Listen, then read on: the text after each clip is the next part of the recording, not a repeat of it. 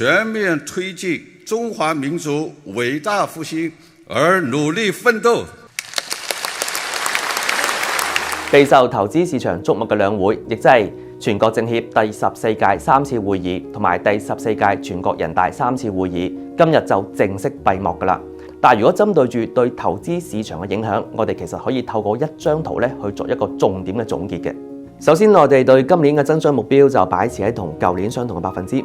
咁就反映住雖然房地產繼續低迷啦，同埋對外貿易戰有啲挑戰，但係內地對於今年經濟增長咧係繼續維持住比較良好嘅信心嘅。咁喺未來對經濟帶嚟復甦動力方面，今次兩會亦都做足咗準備，可以話係準備咗充足嘅子彈，為未來經濟復甦帶嚟更加大嘅動力嘅。咁既然呢一次兩會力度充足，投資者又應該點樣去捉牢政策嘅走向，去作未來嘅投資部署呢？咁接住落嚟就要睇翻呢一個兩會投資佈局嘅推理圖啦。喺上一份政府嘅工作報告當中，擺喺首要嘅任務就係大力提振消費，擴大國內需求。消費領域被擺咗喺第一位，反映住內地對於消費行業嘅重視程度係非常之高。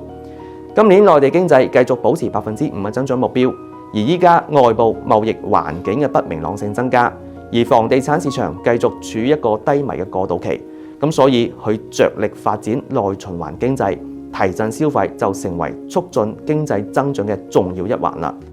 如果從政府工作報告嘅內容去睇，消費品以舊換新、健康、養老託優、家政、新型消費、文化旅遊、體育免稅店等，其實都有被提及到嘅。